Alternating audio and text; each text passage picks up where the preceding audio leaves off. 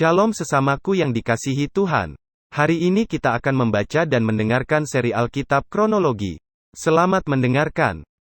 Memang orang mendengar bahwa ada percabulan di antara kamu, dan percabulan yang begitu rupa, seperti yang tidak terdapat sekalipun di antara bangsa-bangsa yang tidak mengenal Allah, yaitu bahwa ada orang yang hidup dengan istri ayahnya.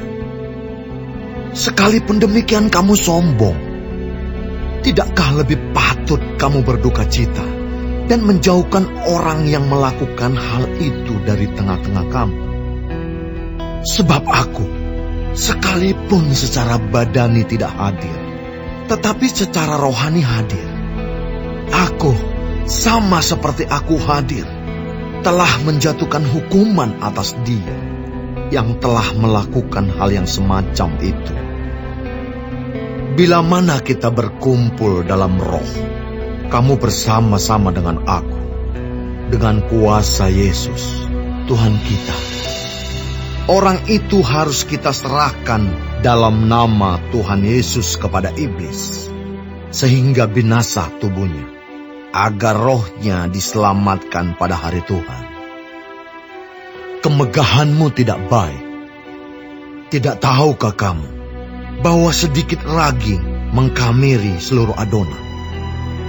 Buanglah ragi yang lama itu, supaya kamu menjadi adonan yang baru. Sebab kamu memang tidak beragi.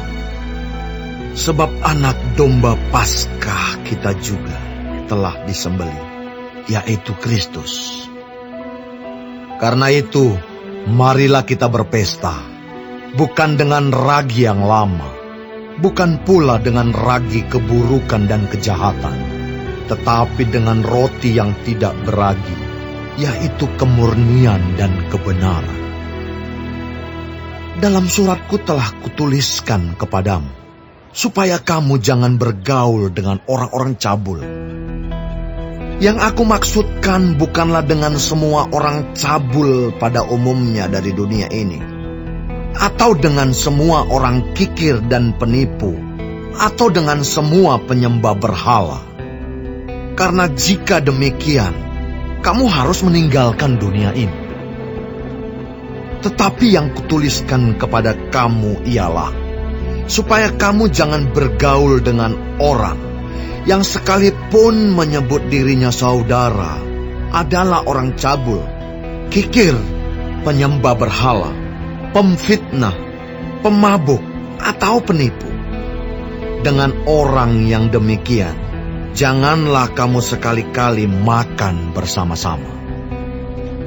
Sebab dengan wewenang apakah aku menghakimi mereka yang berada di luar jemaat?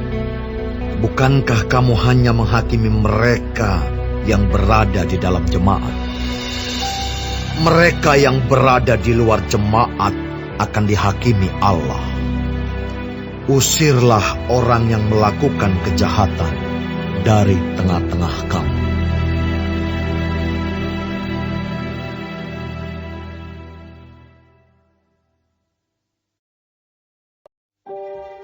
Apakah ada seorang di antara kamu yang jika berselisih dengan orang lain, berani mencari keadilan pada orang-orang yang tidak benar, dan bukan pada orang-orang kudus?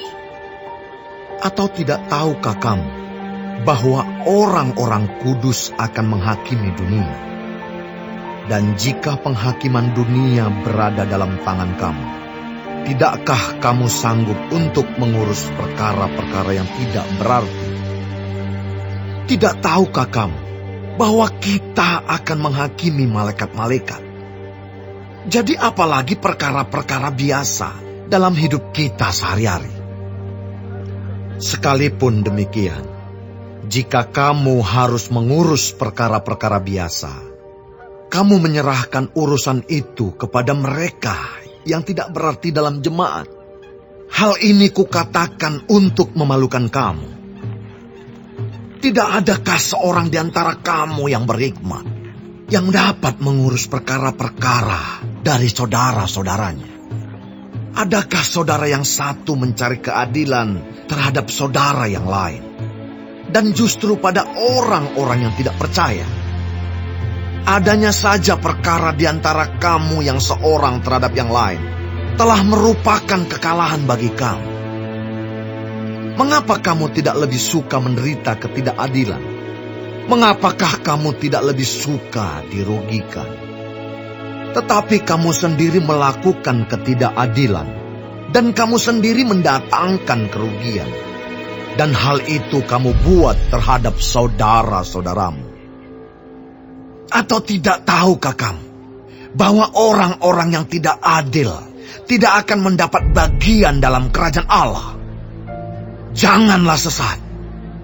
Orang cabul, penyembah berhala, orang berzina, banci, orang pemburit, pencuri, orang kikir, pemabuk, pemfitnah, dan penipu tidak akan mendapat bagian dalam kerajaan Allah. Dan beberapa orang di antara kamu demikianlah dahulu. Tetapi kamu telah memberi dirimu disucikan. Kamu telah dikuduskan. Kamu telah dibenarkan dalam nama Tuhan Yesus Kristus dan dalam Roh Allah kita. Segala sesuatu halal bagiku, tetapi bukan semuanya berguna.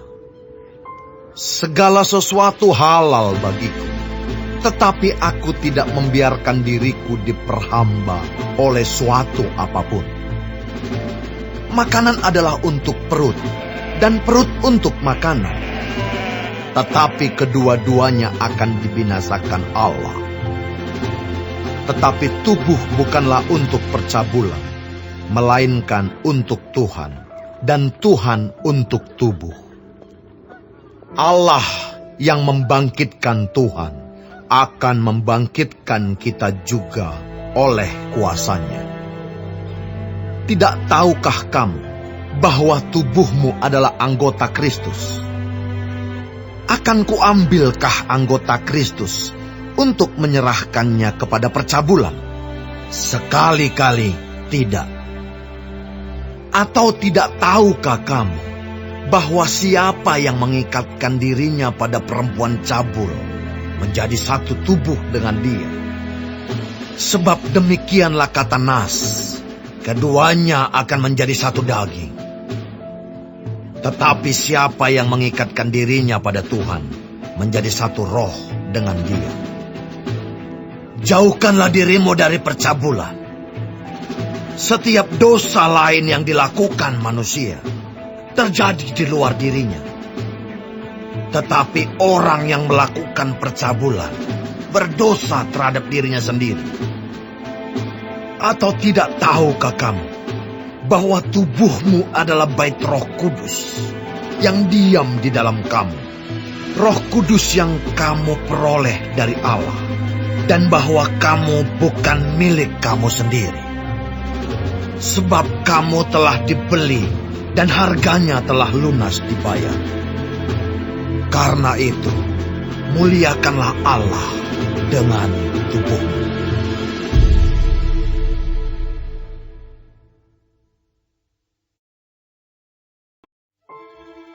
Dan sekarang, tentang hal-hal yang kamu tuliskan kepadaku, adalah baik bagi laki-laki kalau ia tidak kawin.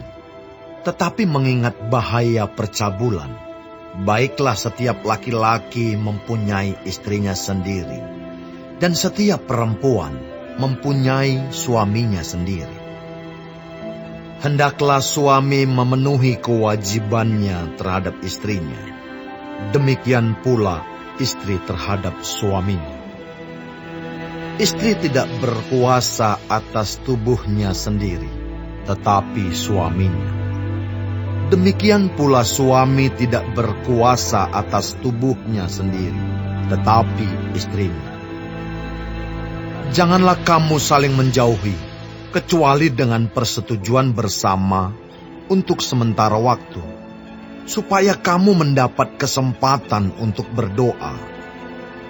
Sesudah itu hendaklah kamu kembali hidup bersama-sama, supaya iblis jangan menggoda kamu, karena kamu tidak tahan bertarak. Hal ini kukatakan kepadamu sebagai kelonggaran, bukan sebagai perintah. Namun demikian alangkah baiknya kalau semua orang seperti aku. Tetapi setiap orang menerima dari Allah karunia-Nya yang khas. Yang seorang karunia ini, yang lain karunia itu.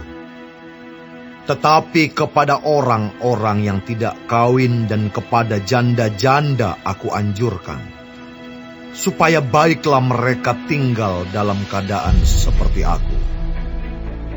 Tetapi kalau mereka tidak dapat menguasai diri, baiklah mereka kawin.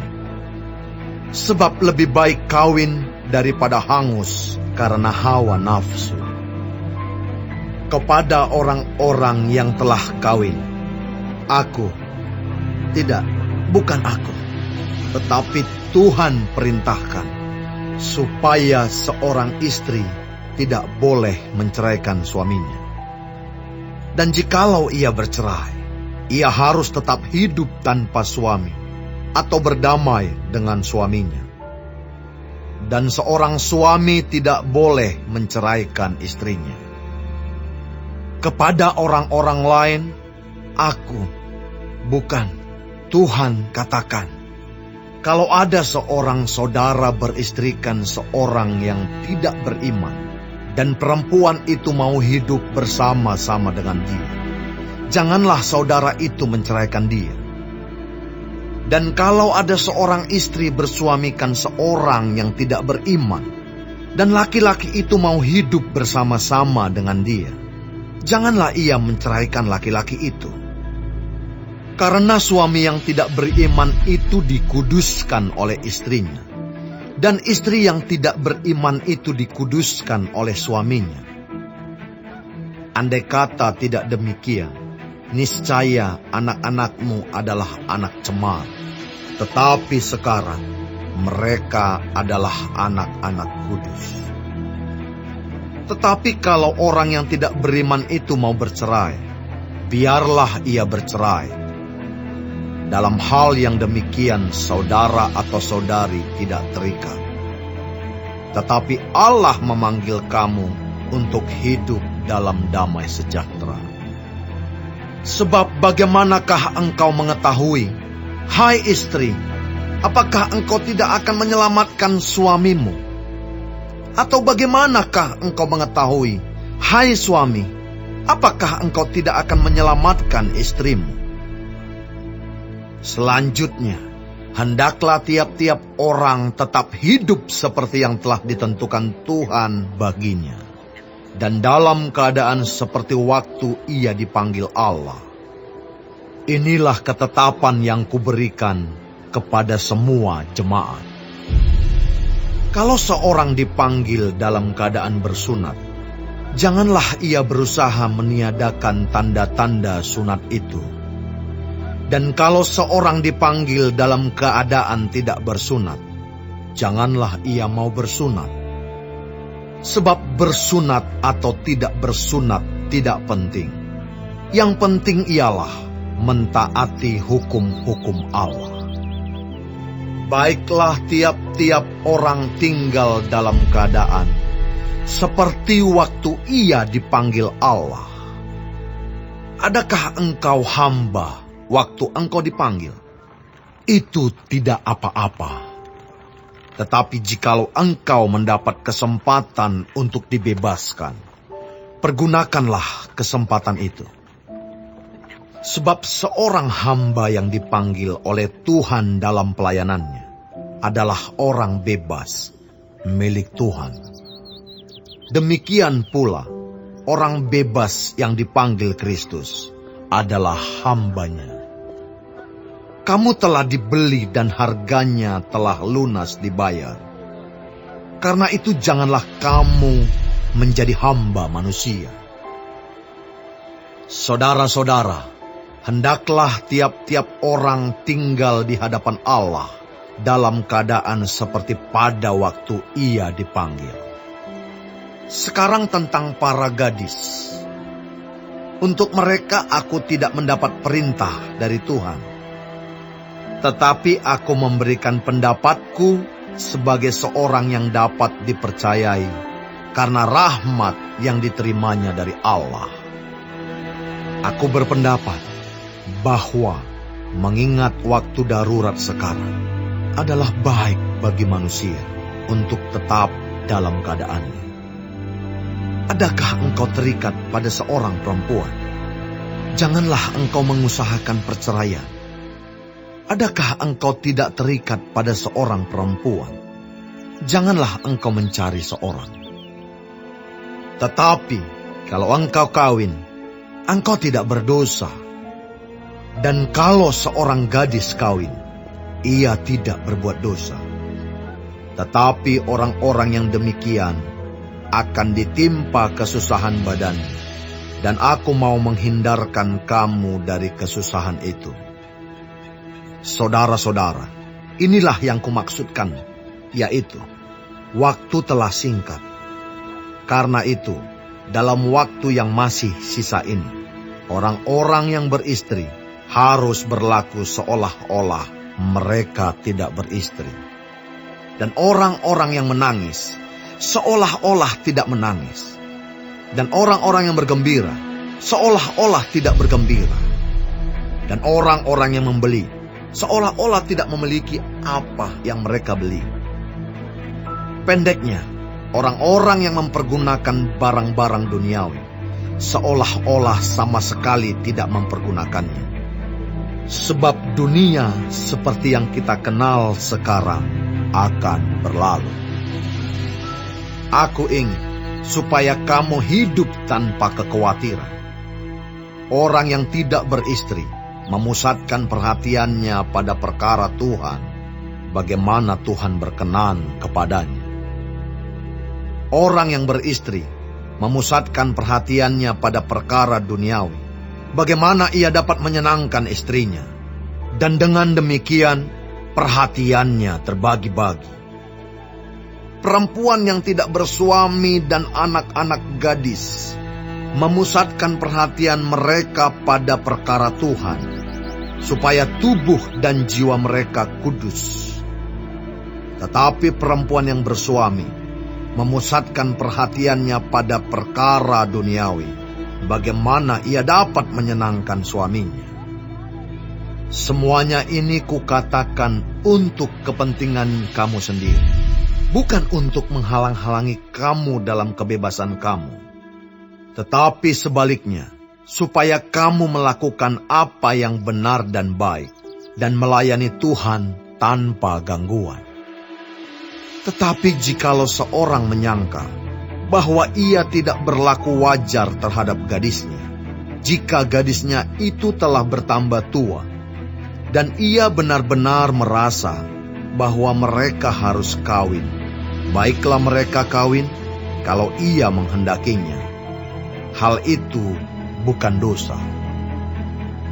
Tetapi kalau ada seorang yang tidak dipaksa untuk berbuat demikian, benar-benar yakin dalam hatinya dan benar-benar menguasai kemauannya, telah mengambil keputusan untuk tidak kawin dengan gadisnya, ia berbuat baik.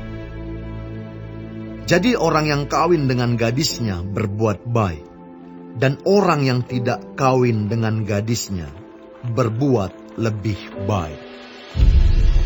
Istri terikat selama suaminya hidup. Kalau suaminya telah meninggal, ia bebas untuk kawin dengan siapa saja yang dikehendakinya, asal orang itu adalah seorang yang percaya. Tetapi menurut pendapatku, ia lebih berbahagia kalau ia tetap tinggal dalam keadaannya. Dan aku berpendapat bahwa aku juga mempunyai Roh Allah.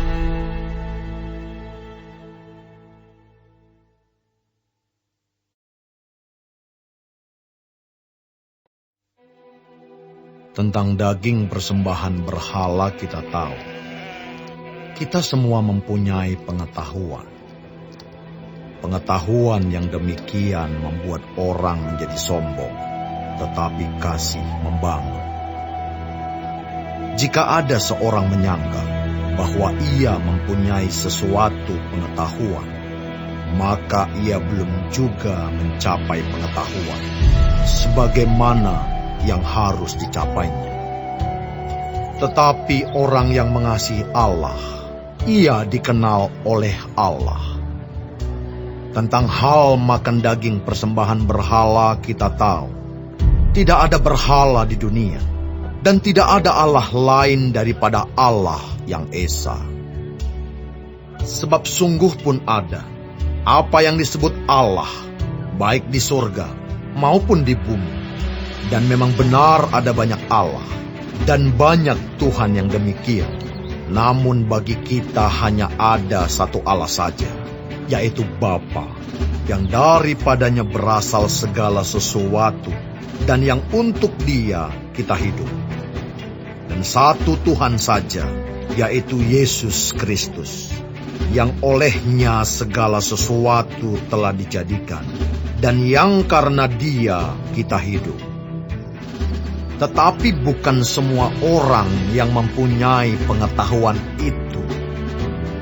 Ada orang yang karena masih terus terikat pada berhala-berhala, makan daging itu sebagai daging persembahan berhala. Dan oleh karena hati nurani mereka lemah, hati nurani mereka itu dinodai olehnya.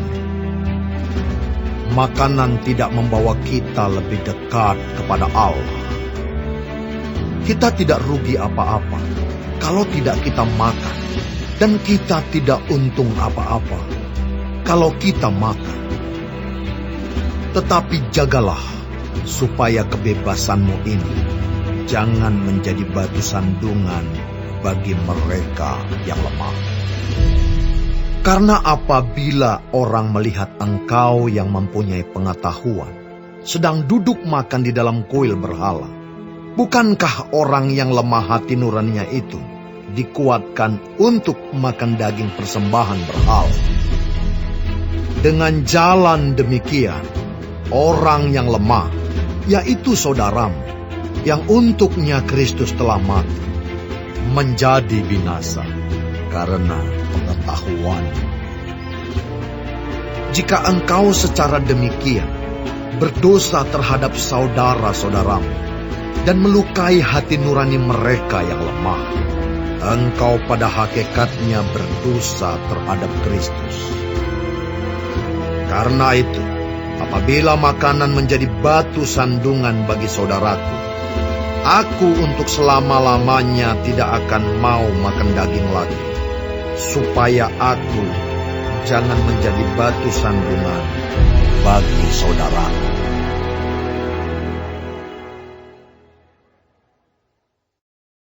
Hari ini kita telah mendengarkan seri Alkitab Kronologi. Tuhan Yesus memberkati.